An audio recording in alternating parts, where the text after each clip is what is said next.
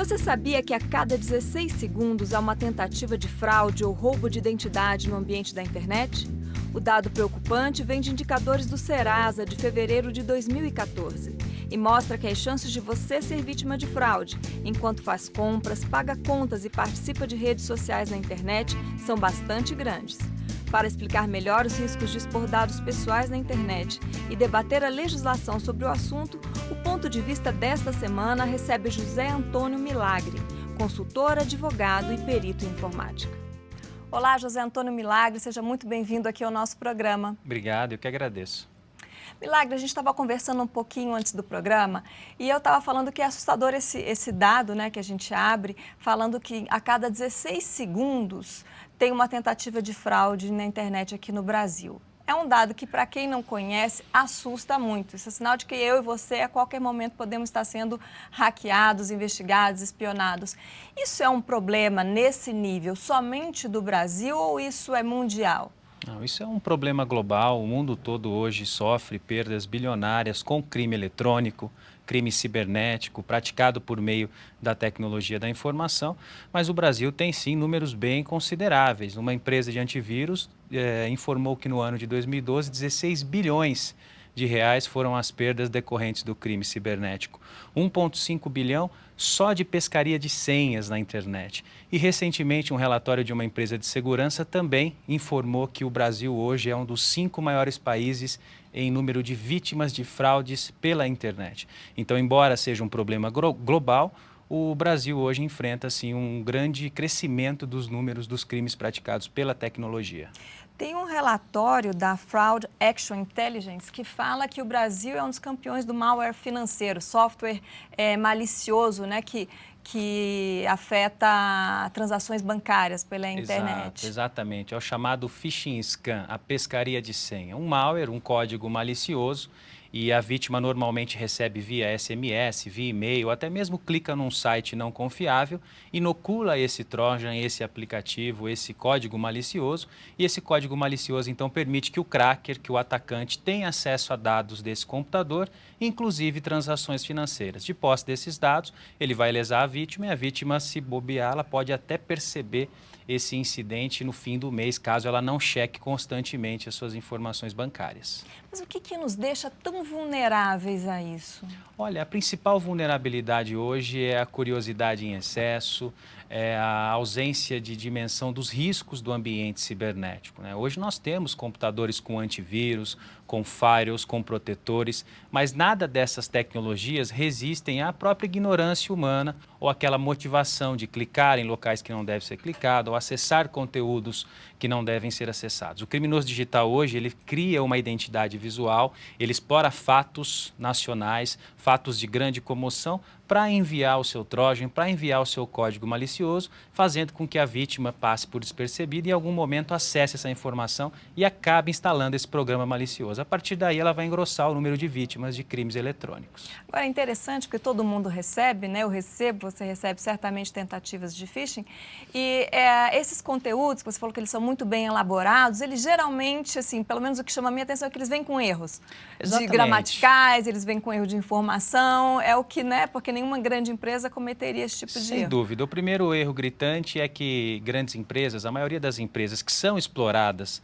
pelo criminoso digital, não mandam e-mails, né? Então, vigilância sanitária, judiciário, Receita Federal, banco, não manda e-mail, não tem nem estrutura para mandar e-mail.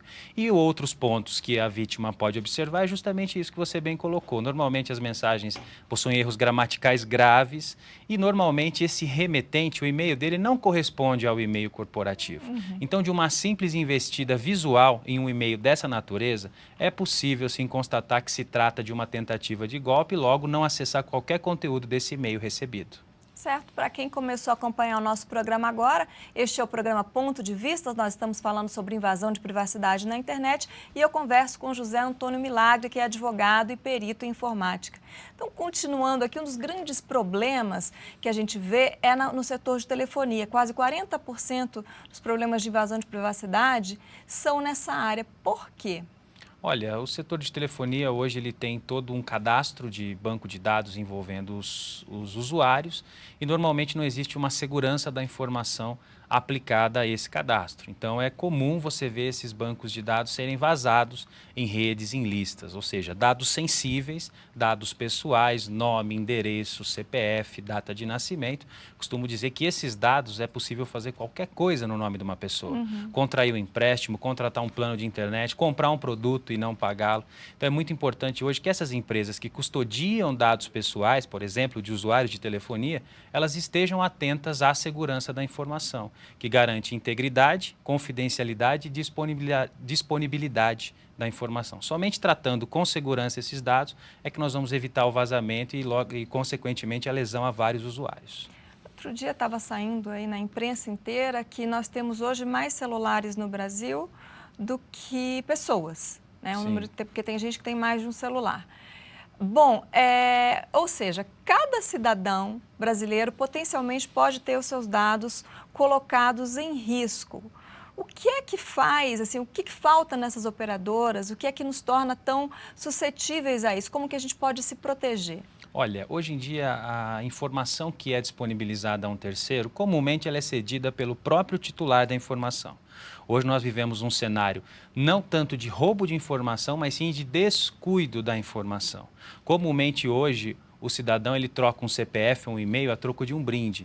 Hoje nós não temos noção do que é o direito à privacidade, que é manter os meus dados pessoais em sigilo e controlar onde os meus dados estão agindo. Então, mais do que tudo, é necessário uma conscientização do próprio usuário para que ele possa exigir desses serviços qual é a garantia de que esses serviços estão protegendo seus dados adequadamente. Vejamos hoje os sites de comércio eletrônico. Alguns já possuem política de privacidade, dentre outros serviços web. A política de privacidade, ela justamente informa de maneira clara ao cidadão como a empresa trata as informações que são recebidas por ele, evitando então a possibilidade de um terceiro ou de um atacante se valer dessas informações para aplicar um golpe.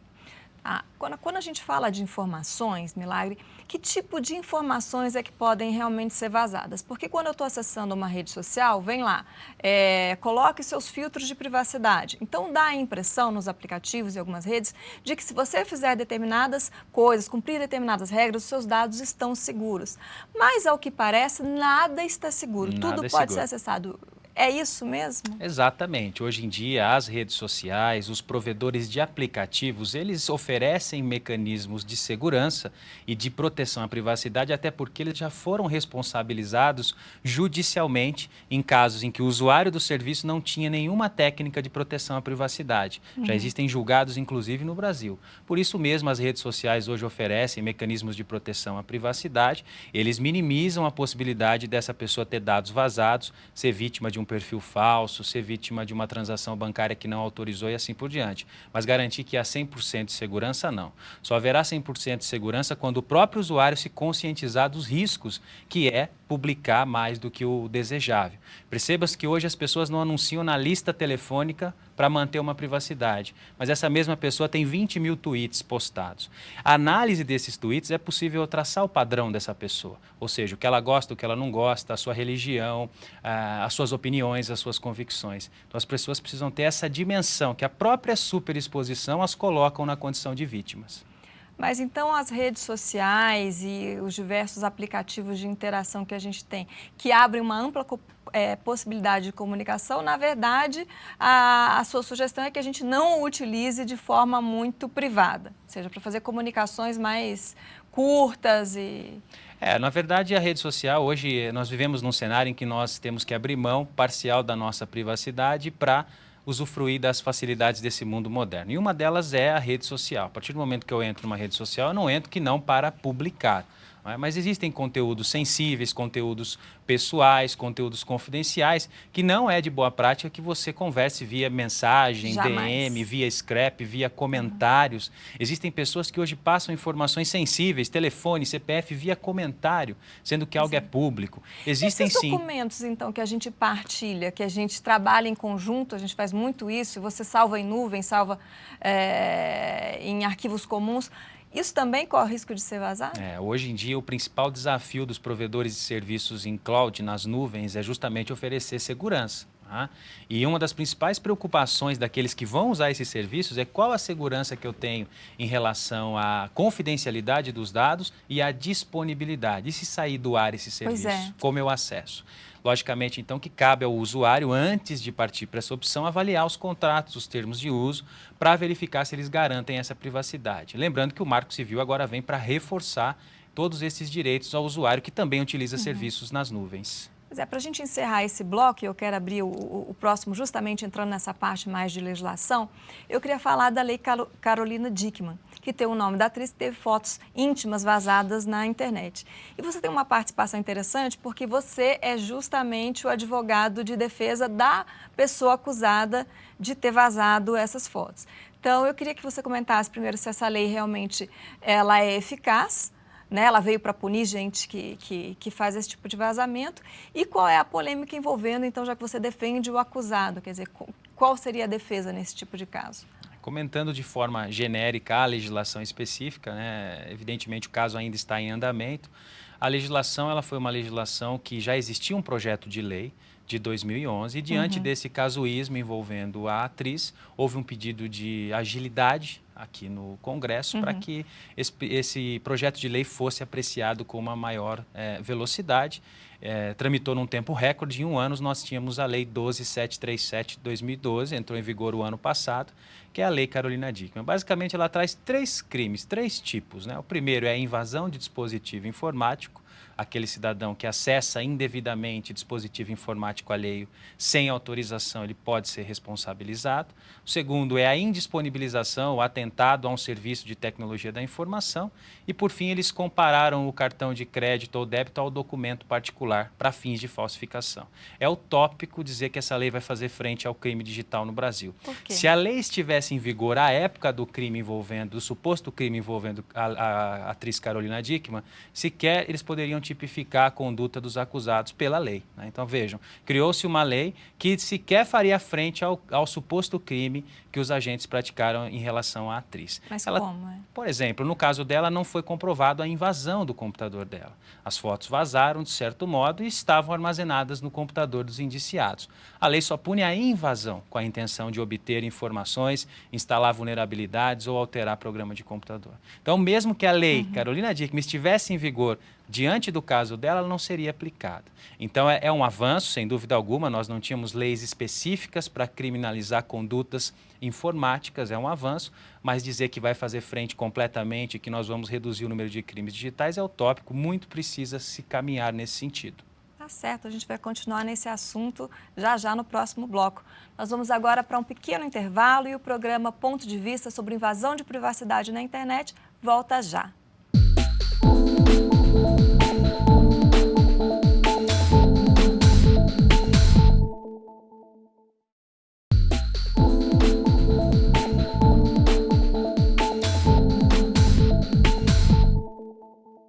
O programa Ponto de Vista está de volta e o tema de hoje é invasão de privacidade na internet. Eu estou conversando com José Antônio Milagre, que é advogado, perito em informática e vice-presidente da Comissão de Informática da OAB de São Paulo. Milagre, no primeiro bloco a gente conseguiu tirar uma porção de dúvidas sobre os acessos individuais e privacidade na internet. Nesse segundo, eu queria entrar mais na questão legislativa e a grande lei agora em discussão é o Marco Civil. Bom, o texto aprovado aqui na Câmara diz que agora você não vai precisar mais de uma ação formal pedindo na Justiça a retirada de conteúdo ofensivo. Você vai ter juizados especiais, ou seja, o processo seria muito mais fácil. Se por um lado seria muito mais fácil, por outro, há gente que tem medo de censura na internet também, pedirem para tirar qualquer coisa. E aí, para discutir isso, eu vou trazer um exemplo atual, que é o caso do senador Aécio Neves, que tem sido acusado por alguns setores de imprensa ou de defesa, né, de liberdade na internet, de censura. E o que ele pede, e ele explica dessa forma, é simplesmente a retirada de conteúdo que ele considera ofensivo à sua reputação. Ele explicou que as pessoas que buscam pelo nome dele no Google encontram em prioridade conteúdos ofensivos em relação a ele, porque robôs, segundo as palavras dele, ficariam acessando o conteúdo, colocando aquilo em prioridade, portanto, manchando a reputação. Ou seja, uma guerrilha, até a gente tinha falado um pouco sobre isso no programa, né? Sem dúvida. Antes do programa. Aí eu queria que você explicasse como é que é isso, e por um lado eu ganho de um lado, mas perco do outro, como que eu equilibro? Bom, a primeira parte, em relação ao Marco Civil, a remoção, não existe censura em relação à remoção de conteúdos na internet, como muitos entendem. Embora esteja previsto que a parte pode se valer do juizado especial, haverá sempre a necessidade de uma ordem judicial. A ordem judicial para remover um conteúdo é imprescindível em relação ao Marco Civil. Não existe o notice e takedown, ou seja, a possibilidade da própria vítima ou do ofendido notificar o provedor e este remover o conteúdo. Ele deve aguardar uma ordem judicial.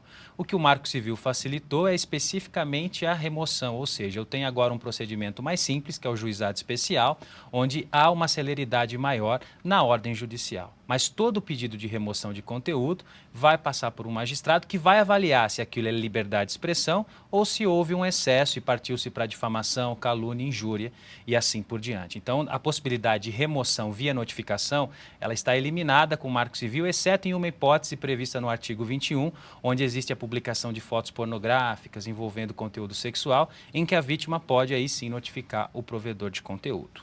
Em relação à segunda parte da pergunta, no que diz respeito ao senador Aécio, hoje em dia existe uma discussão muito polêmica em relação a isso, a possibilidade de remoção ou não de resultados de busca, de autocomplementar.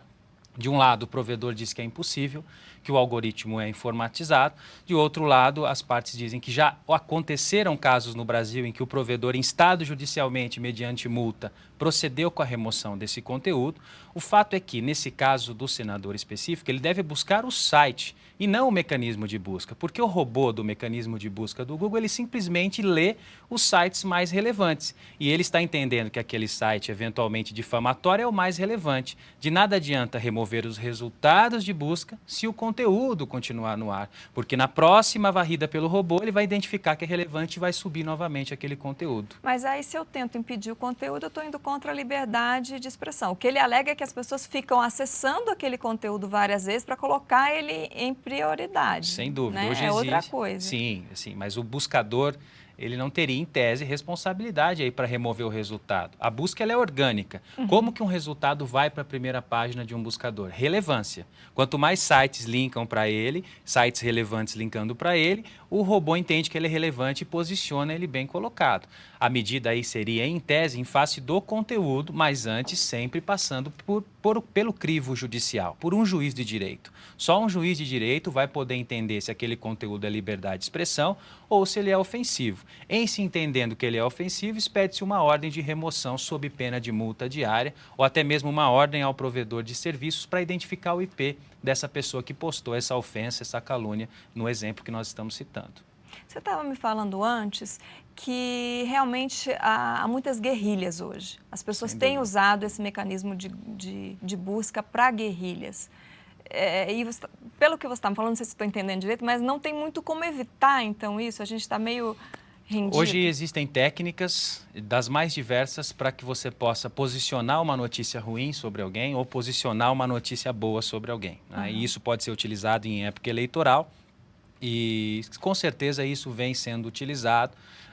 Seja militância, seja simpatizantes, pessoas que conhecem intimamente informática e conseguem fazer com que o conteúdo se divulgue. Hoje nós temos conteúdos com mais de 200, 300 mil compartilhamentos que dizem respeito a uma informação falsa.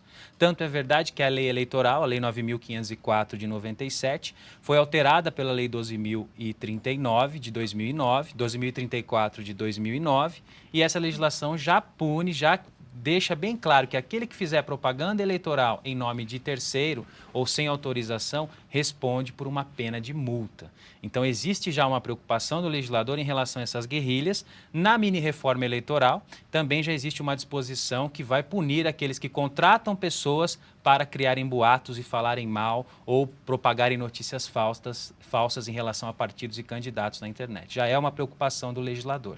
Mas tamanho volume de material que passa pela internet acaba sendo uma coisa muito difícil, né, de você controlar. Sem dúvida. O candidato hoje ele precisa de uma central de monitoramento, de acompanhamento da reputação dele, de nomes, termos associados, até para que ele possa ingressar com uma ação para a remoção desse conteúdo ofensivo e até mesmo exercer o seu direito de resposta. De nada adianta ele detectar um conteúdo que foi publicado na internet há 2 semanas atrás. Né? Então é necessário sim que não só pessoas, mas em época eleitoral eleitoral, candidatos também tenham esse olhar em relação à internet, porque os conteúdos são postados e com certeza nós vamos ter essas guerrilhas que acabam sendo contratadas ou de certo modo vão lá para prejudicar determinada pessoa. Tá certo. Para você que começou a nos acompanhar agora, este é o programa Ponto de Vista. Eu converso com José Antônio Milagre, que é advogado e perito em informática, e nós estamos falando sobre invasão de privacidade na internet. Milagre, eu queria ir para o segundo ponto agora do Marco Civil, que faz parte desse nosso tema, que é a guarda de informações privadas por no mínimo 6 meses, né? Não dá um período máximo. Então, deve ser importante por se alguém entrar com processo, tiver que saber o que você fez de forma privada, por exemplo, né? No caso de alguém ser processado, mas, por outro lado, também deixa os nossos dados aí suscetíveis. Eu queria que você falasse um pouco sobre os perigos disso e sobre uma legislação que está em debate, que é o anteprojeto de proteção de dados privados, né, dos dados pessoais, que ainda não chegou aqui ao Congresso, mas que também fala sobre um tempo limite para isso ser guardado lá.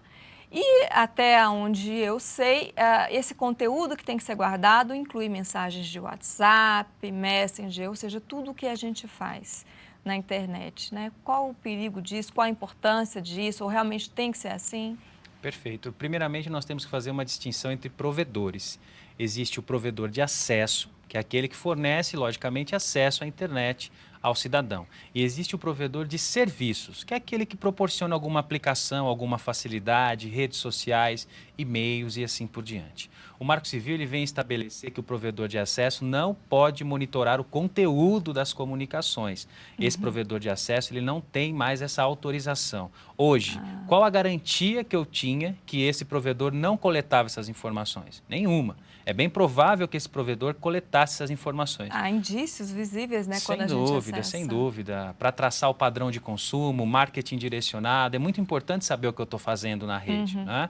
Até mesmo para ceder para órgãos governamentais. Com o Marco Civil, o provedor de acesso está proibido de capturar conteúdo de comunicação. Ele, provedor de acesso, deve guardar os registros de conexão pelo período de 1 ano. Ou seja, 1 ano a partir do que aconteceu, ele guarda esses registros de conexão. Quando você fala registro de conexão, horário que eu entrei? Isso, não se confunde com o conteúdo da comunicação. Registro de conexão basicamente é data, hora, o número IP da pessoa e, eventualmente, algum dado que complemente essa informação. Não é a comunicação, não é o conteúdo da comunicação. Já o provedor de aplicações, como redes sociais, e-mails, ele tem agora a obrigação de guardar esses registros por 6 meses. Ou seja, durante 6 meses ele vai guardar informações de acesso à aplicação que você fez. Então, quando você acessou a sua rede social, quando você saiu, quando você acessou, quando você saiu, durante 6 meses ele vai ter essa informação. Então, o Marco Civil ele vem a colocar datas mínimas para a guarda de logs. Logs são indispensáveis para que eu apure a autoria de um crime eletrônico. Não é possível nós tratarmos de log zero no Brasil. Até porque, diante de um crime eletrônico, os primeiros locais onde eu me dirijo para identificar a autoria de um crime eletrônico, que normalmente é anônimo, são nos provedores de serviço e de conexão. Por outro lado, o cidadão precisa da garantia da privacidade e de que suas comunicações não estão sendo interceptadas e que os seus registros não vão ser coletados por mais tempo do que o que a lei permite. O Marco Civil, então, vem colocar esses parâmetros, ou seja, não guarde logs ou registros de um cidadão por mais tempo. Lembrando, hoje eu não tinha essa garantia. Eu não sei se, por exemplo, dados meus de 3, 4, 5 anos atrás não estão armazenados em algum computador de algum provedor de serviço. E onde é que o anteprojeto de defesa, né, de dados pessoais entra nisso? O que ele agrega? Perfeito. A Constituição Federal ela protege a privacidade, envolvendo a vida privada e a intimidade. Eu para com o meu ciclo mais próximo e eu para comigo. Só que eu não tinha uma legislação, além da Constituição, que garantisse, protegesse a privacidade. Sobretudo em época de tecnologia, de internet, onde normalmente meus dados são coletados muitas vezes sem o meu consentimento. O Marco Civil ele já deu um suporte imenso em relação à proteção à privacidade, tanto que elencou a privacidade como um princípio no artigo 3º em relação à navegação na internet. Então, aquele provedor agora ele vai ter que dispor de forma clara nos contratos como ele trata os dados pessoais do usuário, ele vai ter que zelar por estes dados, ele vai ser responsável caso ele ceda esses dados a um outro provedor, garantias do Marco Civil. Em complemento ao Marco Civil, está em trâmite o anteprojeto de proteção dos dados pessoais, que não é um projeto de lei, é um anteprojeto, assim como o Marco Civil foi, e que cria mais garantias ainda ao cidadão no que diz respeito à proteção da privacidade, como, por exemplo, proibindo um provedor de pegar dados que você forneceu para usar o serviço e vender ou ceder para outra empresa para te fazer um marketing direcionado. Por exemplo, aquele caso, eu estou consultando o site de uma companhia aérea e na outra aba eu estou com o Facebook aberto. Quando eu volto para o Facebook, tem uma propaganda direcionada exatamente do voo que eu estava pesquisando. Mas como isso aconteceu? Uma informação no seu computador foi negociada para a rede social. E aparece, já que você tocou nesse assunto, até para a gente encerrar o nosso programa, isso aparece em todos os sites que você passa a consultar desde então. Exatamente. Existe passagens o cookie para o mesmo destino que você consultou. Exatamente. Existe o cookie, que é um arquivinho que é gravado no seu computador quando você acessa, e lá tem suas preferências. A outra aplicação vem e lê esse conteúdo. Com o Marco Civil, o anteprojeto, essas condutas vão ser proibidas. Isso é ilegal. Ou necessitarão do consentimento do usuário. O anteprojeto também cria a Autoridade de Proteção de Dados Pessoais, vai ser uma autoridade no Brasil. Isso já existe nos Estados Unidos, Reino Unido há muito tempo. E as empresas que negligenciarem com dados pessoais vão poder receber multas caríssimas, que chegam até milhões, está previsto no anteprojeto, e até mesmo o encerramento das atividades. Então, são duas iniciativas que se complementam e que muito vêm a beneficiar o usuário de internet no Brasil. Tá certo, José Antônio Milagre, muito obrigada pela sua presença aqui. Esse é um assunto que ainda renderia vários programas, né? E é importante no nosso dia a dia. Então, eu espero poder contar com a sua presença aqui mais vezes. Eu que agradeço, obrigado. Obrigada a você também que nos acompanhou até agora. Este foi o programa Ponto de Vista sobre invasão de privacidade na internet. Eu conversei com o advogado José Antônio Milagre, que é também perito em informática. Lembrando que esta é uma produção conjunta da TV e da Rádio Câmara, faz parte da série Espionagem, que pode ser acessada também pelo site www.tv.câmara.leg.br/ponto de vista. Eu te espero no próximo programa. Até lá!